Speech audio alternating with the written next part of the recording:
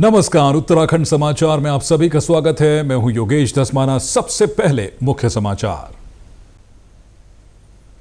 केदारनाथ यात्रा को सुचारू बनाने की कोशिशें युद्ध स्तर पर जारी। रुद्रप्रयाग के प्रभारी सचिव बोले, गौरीकुंड के पास क्षतिग्रस्त नेशनल हाईवे को दुरुस्त करने का भी हो रहा प्रयास।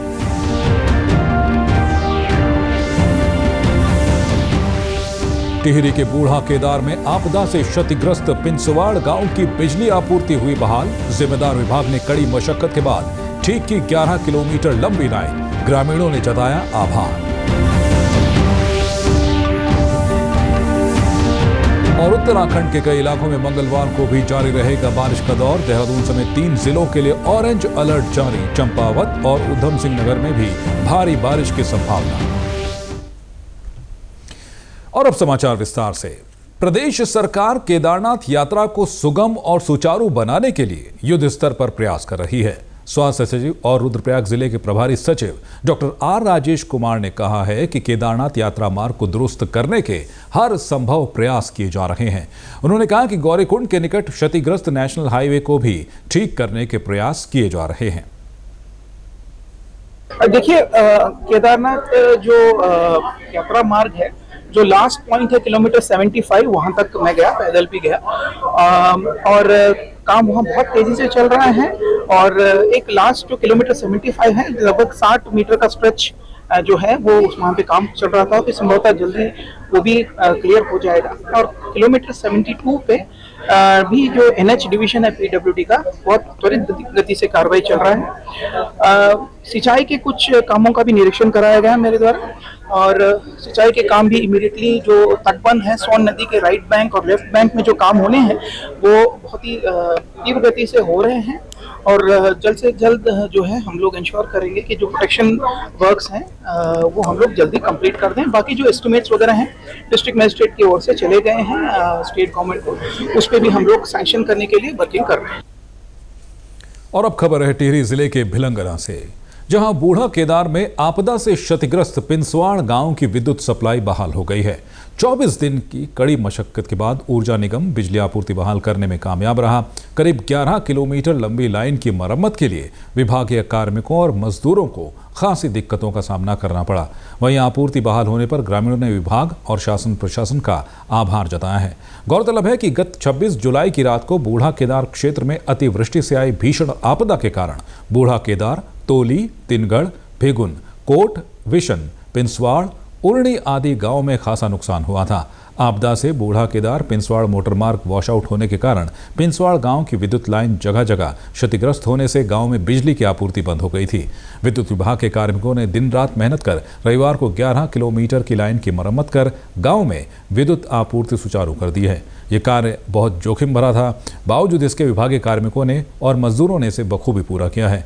वहीं सड़क ठीक होने के बाद बिजली लाइन की क्षमता और विद्युत पोल सहित कुछ अन्य जरूरी कार्य किए जाएंगे। मरम्मत कार्य में करीब 40 कार्मिक लगाए गए थे।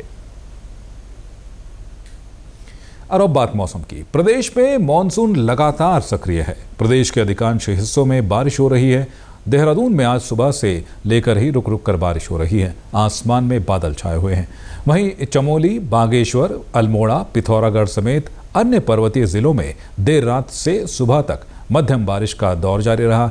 इस बीच देहरादून स्थित मौसम विज्ञान केंद्र के निदेशक विक्रम सिंह का कहना है कि आज देर शाम और 20 अगस्त को भी प्रदेश के कई जिलों में भारी से भारी बारिश होने की संभावना है। उन्होंने कहा कि देहरादून, बागेश्वर और पिथौरागढ़ के लिए ऑरेंज अलर्ट जारी किया है। नैनीताल, चंपावत और उधम सिंह नगर में भी मंगलवार को भारी बारिश होने की संभावना है। देहरादून है, बागेश्वर है और इसी तरह आपका जो है पिथौरागढ़ डिस्ट्रिक्ट है, और साथ ही जो लोअर कुमाऊं रीजन के डिस्ट्रिक्ट है जिनमें कि नैनीताल है, चंपावत है, उधम सिंह नगर है, उनमें भी भारी से बहुत भारी वर्षा की कल संभावना है। तो 4 से 5 डिस्ट्रिक्ट में इस तरह की एक्टिविटी है, और बाकी जो डिस्ट्रिक्ट है उनमें भी जो भारी वर्षा है इक्का दुक्का वो और डिस्ट्रिक्ट्स में भी मिलेगी। तो कहीं ना कहीं 2 दिन जो है सतर्क रहने की काफ़ी ज़रूरत है। जो लोग नदी नालों के आसपास रहते हैं तो उनमें जल स्तर बढ़ेगा, उनको काफ़ी सतर्क रहना चाहिए। इसी तरह जो लोग आवागमन कर रहे हैं तो बहुत ज़रूरी है तो ही करें, नहीं तो जो है अवॉइड करने की कोशिश करनी चाहिए। अगली खबर का रुख करते हैं। उत्तराखंड राज्य आंदोलनकारियों और उनके आश्रितों को नौकरी में 10% क्षैतिज आरक्षण विधेयक को राजभवन की मंजूरी मिल गई है। इसी साल फरवरी में धामी सरकार ने प्रवर समिति की सिफारिशों को मानते हुए विधेयक को कुछ संशोधन के बाद राजभवन भेजा था। विधेयक को मंजूरी मिलने से 11,000 से ज्यादा राज्य आंदोलनकारियों और उनके आश्रितों को इसका फायदा मिलेगा। मुख्यमंत्री पुष्कर सिंह धामी ने इसके लिए राज्यपाल का आभार जताते हुए आंदोलनकारियों को भी बधाई दी। उन्होंने कहा कि सरकार राज्य आंदोलनकारियों के संघर्ष और बलिदान को कभी भूल नहीं सकती।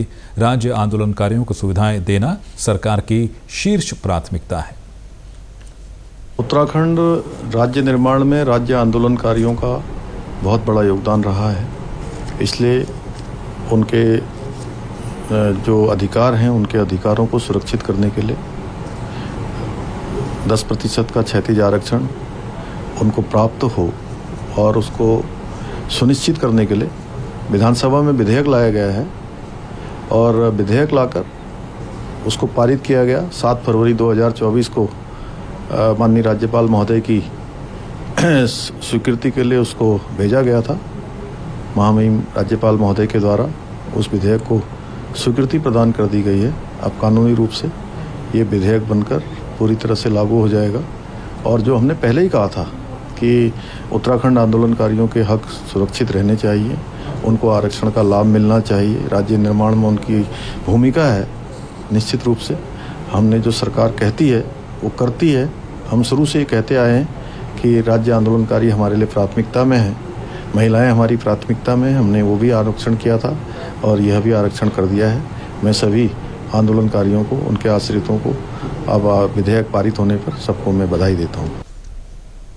और वहीं कैबिनेट मंत्री डॉक्टर प्रेमचंद अग्रवाल ने भी राज्य आंदोलनकारियों को 10% आरक्षण वाले प्रस्ताव पर राज्यपाल की मंजूरी मिलने पर खुशी जाहिर की है। उन्होंने कहा कि राज्य आंदोलनकारियों के लिए आज का दिन किसी त्योहार से कम नहीं है। उत्तराखंड के आंदोलनकारियों के क्षैतिज आरक्षण के विधेयक को अपने प्रदेश के माननीय राज्यपाल लेफ्टिनेंट जनरल गुरमीत सिंह जी के द्वारा मंजूरी प्रदान कर दी गई है। उसके लिए मैं उनका बहुत आभार व्यक्त कर रहा हूँ। और जिस प्रकार से अपनी माननीय पुष्कर सिंह धामी जी के नेतृत्व में बनी सरकार के द्वारा यहाँ विधानसभा से इसको पारित किया गया। बहुत पहले से हमारे आंदोलनकारी भाई बहनों की ये मांग थी। निश्चित रूप से धामी सरकार ने इसको पूरा किया। इसके लिए मैं माननीय धामी जी का भी धन्यवाद कर रहा हूँ और प्रदेश के सभी आंदोलनकारी भाई बहनों को बहुत बहुत मैं बधाई देना चाह रहा हूँ। और अब खबर है टिहरी से, जहां चंबा विकासखंड की महिलाएं दूसरों के लिए नजीर पेश कर रही हैं। कोटीगाड़ गांव की महिलाएं समूह में मसाले, अचार का उत्पादन करने के अलावा सैनिटरी पैड बनाने का काम कर रही हैं। ग्रोथ सेंटर से जुड़ी महिलाओं ने बताया कि बाल विकास विभाग से मिली ट्रेनिंग के बाद ग्रामीण महिलाओं को स्वरोजगार से जोड़ने के लिए यहां सैनिटरी नैपकिन तैयार किए जा रहे हैं। उन्होंने बताया कि स्थानीय स्कूलों और बाल विकास विभाग द्वारा सैनिटरी नैपकिन के लिए लगातार डिमांड बढ़ रही है, जबकि कुछ महिलाएं कच्चे माल को तैयार कर उसे बाजार में उपलब्ध करवा रही हैं, जिससे आजीविका में लगातार वृद्धि हो रही है। और कुछ सैनिटरी नैपकिन पैड हमने आसपास के स्कूलों में दी है, बालिका इंटर कॉलेज में, बालिका के जूनियर हाई स्कूल्स में।